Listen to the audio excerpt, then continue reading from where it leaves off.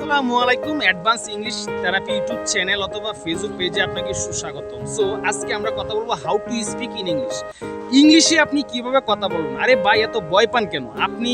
আপনি যদি মনে করেন যে হ্যাঁ আপনি ইংলিশটা শিখতে পারবেন,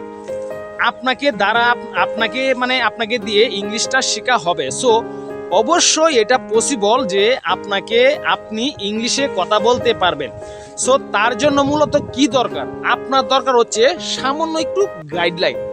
আপনি যদি if you want to speak in English, of course it is possible by you. At the first time you must know basic grammar and many word meanings, then of course you can speak in English fluency inshallah.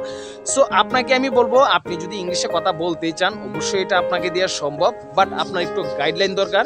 আর সেটা হচ্ছে আপনি ফার্স্টে যে কাজটা করবেন, যদি ইংলিশে কথা বলা শিখতে চান তাহলে ফার্স্টে আপনাকে যে কাজটা করতে হবে সেটা হচ্ছে ওয়ার্ড মিনিং মুখস্থ করা।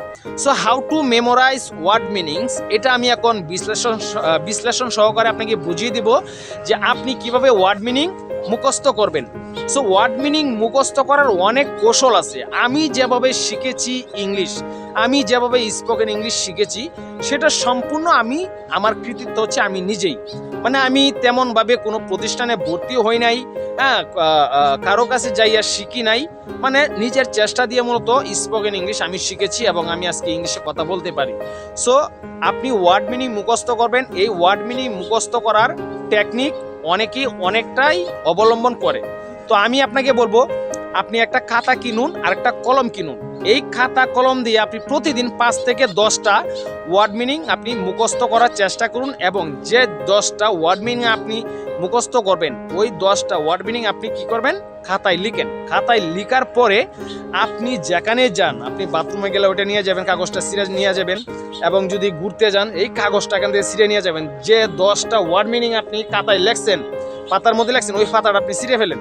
তারপরে এই খাতাটা নিয়ে আপনি যেখানে মন চায় সেখানে যান, বাট একটু পরে আপনি এই যে ওয়ার্ডগুলো আপনি লেখছেন, হ্যাঁ, এবং ইংলিশটার সাথে বাংলাটা তো অবশ্যই লিখবেন। সো ওই বাংলাটা, যেমন ম্যাঙ্গো তো আম, এভাবে লিখবেন। ম্যাঙ্গো লিখবেন ফার্স্টে, আম মতো, মানে ম্যাঙ্গো মানে যেহেতু আম এটা লিখবেন ডাইনে। রাইস হচ্ছে চাল, হ্যাঁ, বয়েলড রাইস তো সিদ্ধ ভাত বলতে ভাত বোঝায়। সো মোট কথা হচ্ছে ওয়ার্ড মিনিং ইংলিশটা লিখবেন এক পাশে, বাংলাটা লিখবেন ডাইন পাশে। এইভাবে লিখে আপনি প্রতিনিয়ত 5 থেকে 10টা ওয়ার্ড মিনিং আপনি মুখস্থ করেন, যদি আসলে ইংলিশে এক্সপার্ট হতে চান। আর যদি ইংলিশে এক্সপার্ট হতে না চান তাহলে একবারে বাদ দেন। আপনার কোনো ইচ্ছা নাই, যদি আপনার কোনো ইচ্ছা নাই থাকে তাহলে তো আর আসার কোনো দরকার নাই। আর যদি শিকার ইচ্ছা থাকে তাহলে আমি যে কথাগুলো বলতেছি এগুলো একটু মনোযোগ সহকারে শুনেন, তাহলে আর অন্য কারো ভিডিও দেখতে হবে না। তো আপনি ওয়ার্ড মিনিং মুখস্থ করবেন কিভাবে, আমি একটা টেকনিক আপনাকে বললাম, বাকিটা আপনার যেভাবে ইচ্ছা আপনি সেভাবে করেন, সমস্যা নাই। তো দ্বিতীয়ত হচ্ছে আপনাকে ওই ওয়ার্ড মিনিংগুলা যখন মুখস্থ করলেন, ওই ওয়ার্ড মিনিংগুলা দিয়ে আপনাকে কি করতে হবে, বাক্য তৈরি করতে হবে। How to make a sentence well, একটা বাক্য কিভাবে তৈরি করতে হবে সেটা আপনাকে শিখতে হবে। 3 নাম্বার হচ্ছে কি, যারা ইংলিশে কথা বলে, the men who can speak in English fluency, you can practice with them in English.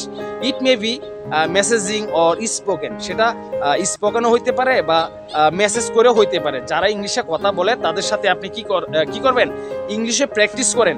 আপনার ভাই হয়তো ফুফাতো ভাই বা গার্লফ্রেন্ড, ওয়াইফ, বউ, স্ত্রী, নানা, কালু, চাচি যাই আছে না কেন, যারা ইংলিশে কথা বলতে পারে তাদের সাথে আপনি ইংলিশে প্র্যাকটিস করুন। হয়তো আপনার প্রথম অবস্থায় একটু লজ্জা লাগবে, বাট এই লজ্জা ফিল করবেন না আপনি, তাহলে ইংলিশ কথা বলা শিখতে পারবেন না। আর 4 নাম্বারে সেটা হচ্ছে আপনি নিজেই কথা বলা শুরু করুন। আপনি কি করবেন, আয়নার সামনে যাবেন, আয়নার সামনে দাঁড়িয়ে আপনি নিজে প্রশ্ন করবেন। কারণ যখন আপনি আয়নার সামনে দাঁড়াবেন, দেখেন আয়নার সামনে কিন্তু আরেকজন ভদ্রলোক দাঁড়ায় রয়েছে, এবং এর সামনেও কিন্তু আরেকজন ভদ্রলোক দাঁড়ায় রয়েছে, মানে কি আপনি নিজেই। সো আপনাকে প্রশ্ন করুন, how are you brother, what are you doing now, will you go now, where will you go